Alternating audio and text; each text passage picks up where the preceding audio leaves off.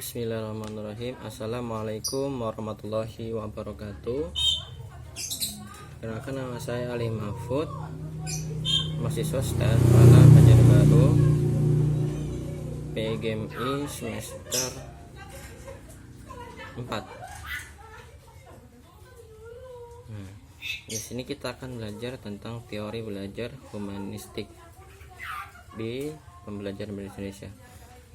Langsung kita mulai ya. Pada dasarnya kata humanistik merupakan satu istilah yang mempunyai banyak makna sesuai dengan konteksnya. Misal, humanistik dalam wacana keagamaan berarti tidak percaya adanya unsur spiritual atau nilai transcendental, serta keyakinan manusia tentang kemajuan melalui ilmu dan penalaran. Di sisi lain, humanistik berarti minat terhadap nilai-nilai kemanusiaan yang tidak bersifat ketuhanan. Sedangkan humanistik dalam tataran akademik tujuan pada pengetahuan tentang budaya manusia seperti studi-studi klasik mengenai kebudayaan Yunani dan rohani. Pendidikan humanistik sebagai sebuah nama pemikiran atau teori pendidikan dimaksudkan sebagai pendekatan yang menjadikan humanisme sebagai pendekatan. Dalam istilah atau nama pendidikan humanistik, kata humanistik pada hakikatnya adalah kata sifat yang merupakan sebuah pendekatan dalam pendidikan. Teori pendidikan humanistik yang muncul pada tahun 1970-an bertolak dari tiga teori filsafat, yaitu pragmatisme, kemudian progresivisme, dan eksistensialisme. Ide utama pragmatisme dalam pendekatan adalah memelihara keberlangsungan pengetahuan dan dengan aktivitas yang dengan sengaja mengubah lingkungan. Pemikiran pendidikan ini mengartikan pandangan bahwa anak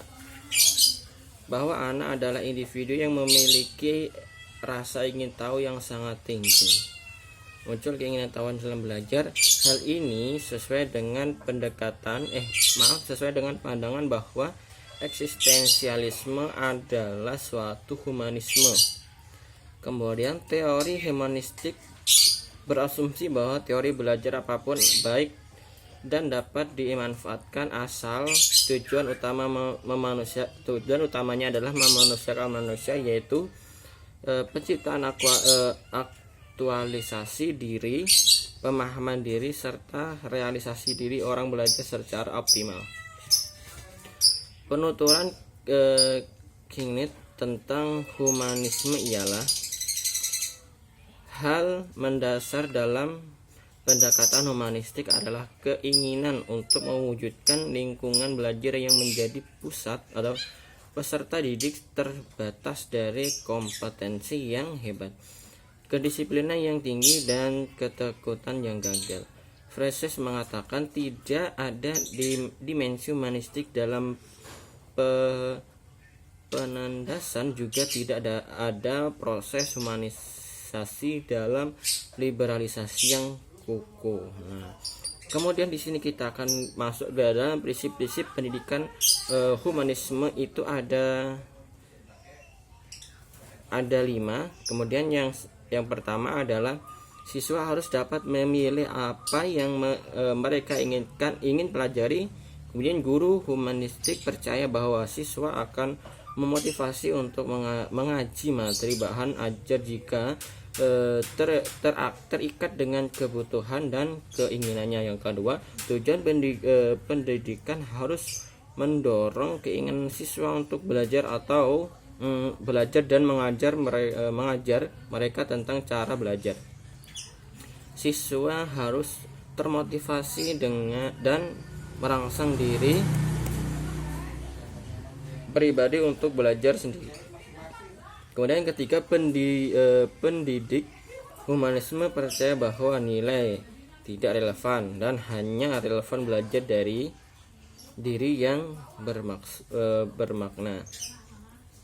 Yang keempat, pendidik humanisme percaya bahwa baik perasaan maupun pengetahuan sangat penting dalam seluruh proses belajar dan tidak memaksimalkan dominan kognitif dan efektif. Yang terakhir, pendidik humanistik menekankan pentingnya siswa terhadap diri dari tekanan lingkungan sehingga mereka akan merasa aman untuk belajar.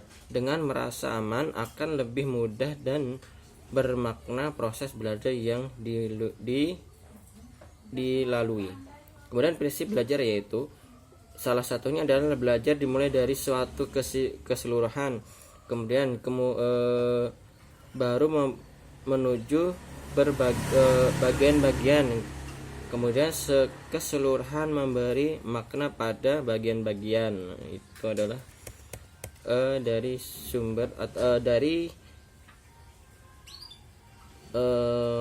konsep belajar ya, prinsip-prinsip belajar tadi. Nah, mungkin itu saja dari saya. Kesimpulannya adalah prinsip humanistik adalah itu memanusiakan manusia yang mempunyai banyak makna sesuai dengan konteksnya. Mungkin itu saja yang saya dapat sampaikan. Terima kasih. Wassalamualaikum warahmatullahi wabarakatuh.